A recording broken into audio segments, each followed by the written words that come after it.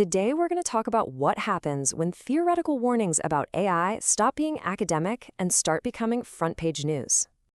So picture this. It's early 2026. The US government does something pretty much unthinkable. It slaps a national security risk label on one of its own top AI suppliers. Now, this isn't some foreign company we're talking about. This is a key American partner, right at the heart of the country's defense. So you've got to be asking, what on earth did they do? Their crime was refusing to get rid of their AI's safety features. Yeah, you heard that right. The company, Anthropic, was branded a threat because it wanted to keep its ethical guardrails on. And this is really the story of how the warnings from Anthropic's CEO, Dario Amodei, jumped from essays and talks straight into a massive real-world showdown. To really get how we got here, just look at this timeline. It all starts with Amodei's essays in late 2024 and early 2026, where he's laying out all these risks. And then bam, just a month later, all that theory collides with reality in this huge standoff with the Department of War. So first, let's just map Amodei's big predictions directly onto the security crises that actually happened and see how his theories became our reality. Okay, so Amodei's first major warning was about AI being a skill equalizer. You know, in the past, if you wanted to cause widespread harm, you needed motivation and a lot of technical skill. He argued that AI would basically give expert-level cyber attack skills to anyone with a bad motive. And yep, by 2026, that's exactly what happened with the explosion of fraud-as-a-service platforms. And we've got the hard data to prove it. The 2026 IBM X-Force report found a jaw-dropping 44% increase in attacks that exploit really basic security gaps, and it was all supercharged by AI tools. The barrier to entry for being a cybercriminal, it's pretty much gone. And this is exactly what's keeping security professionals up at night. The top worries for chief information security officers aren't hypothetical anymore. They are literally the exact AI threats Amodei described. Phishing emails so personal, they're almost impossible to spot. Automated bots scanning for any weakness, and malware that changes on the fly.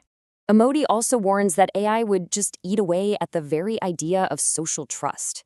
He was talking about AI-powered propaganda on a massive scale. Fast forward to 2026, and what do we have? Deepfakes are now the go-to tool for social engineering, showing up in over 30% of major corporate impersonation attacks. And listen to this quote from Palo Alto Networks. Identity itself is now the main battleground. I mean, when you can't even trust if the person on a video call is real, the fundamental way we do business and just live starts to fall apart. This is where we see the big shift from AI helping hackers to the AI becoming the hacker. Amodei called it a country of geniuses in a data center that could just overwhelm any defense. Today, we've got a name for it, agentic AI, and it's the #1 predicted attack vector for 2026. We're talking about systems that can plan, launch, and adapt an entire attack, all on their own with no human pulling the strings. This chart really shows you the speed asymmetry he was warning about. The attackers are getting so much faster. Stealing data is now 4 times quicker than it was just the year before, but the defenders' response times, they're basically flat. That gap between offense and defense is getting wider, and that's a huge problem. Of all his warnings, this was the one that scared Amodei the most: AI-assisted bioweapons. He argued AI could literally walk a non-expert through creating one. Now, thankfully, a major attack hasn't happened, but the reality in 2026 is that all the ingredients are there.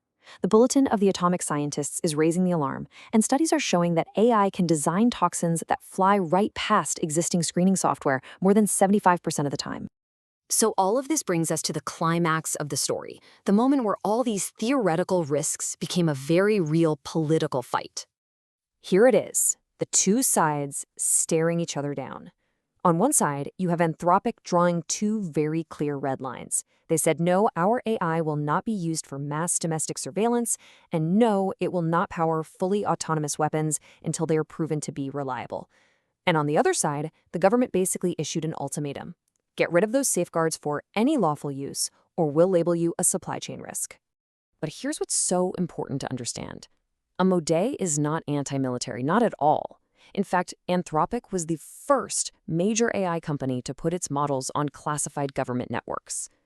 His stance wasn't about being anti-defense. It was about reliability and making sure the tools built to protect a democracy aren't turned against its own people.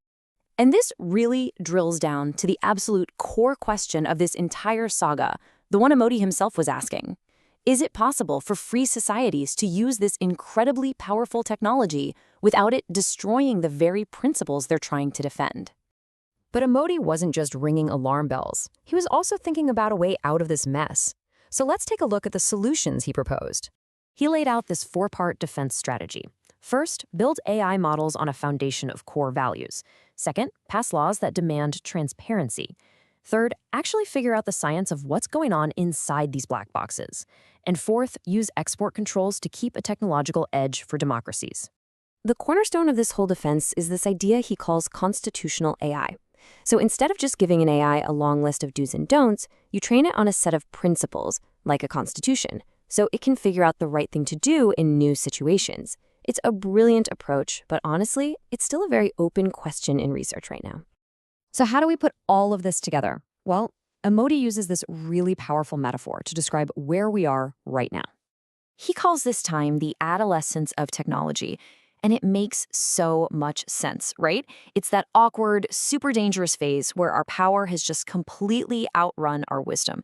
We have the car keys, but we might not have the maturity or coordination to keep from crashing. And that leaves us right here with this final thought. The AI arms race isn't on the horizon, it's already here. And what this whole standoff between Anthropic and the US government shows is that the hardest questions we're facing aren't about our enemies. They're about us. They're about the lines we're willing to draw and ultimately what limits we will choose for ourselves.